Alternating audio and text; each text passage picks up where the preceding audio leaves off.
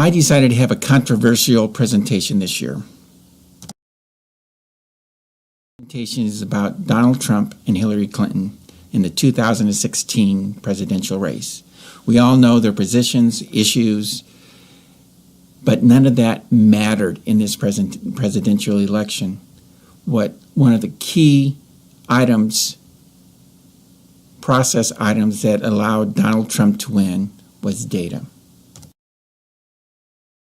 The morning after the election, Reince Priebus was on the Morning Joe cable talk show, and he discussed the importance of data to the Republican National Committee. Well, we were embarrassed 4 years ago. I mean, you can't have a competent national party if you don't have your act together when it comes to data, infrastructure, ground game. We need to know everything about everyone out there, what beer they drink, what car they drive, how much money they make, how many kids they have. Everything about a particular voter. You have to be able to predict how that voter is going to act. And the URL for this clip is listed at the bottom. Now, data is nothing new for politics. In 2008 and in 2012, Barack Obama leveraged data to win the election for himself. He invested considerable amount of money in big data, and it paid off for him. Now, the cost for big data is declining, at least it appears to be declining, and I use the example of statewide races are now using big data for candidates so that they can win their elections.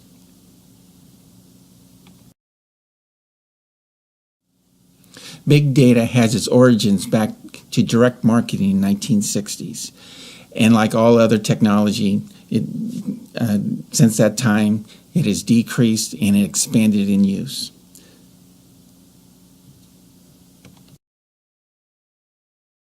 Now, as a business person, I always try to figure out how could I use big data into my database. That's a very conceptual type thought, and there's not a lot of information on that. But I did find a paper by McKinsey and Company which discussed the keys to starting a big data project for a company to become a big data oriented company. The first key is to choose the right data. The data needs to be broad enough but yet granular enough so that the company can understand what that specific client is and how you can motivate them to purchase your product.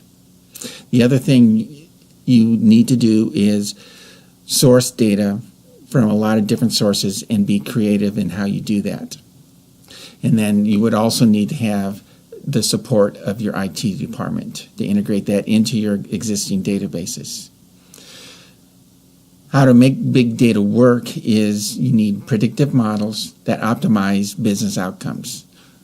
And from that, the skill base, the capabilities of your existing company will need to expand to include big data as a core competency.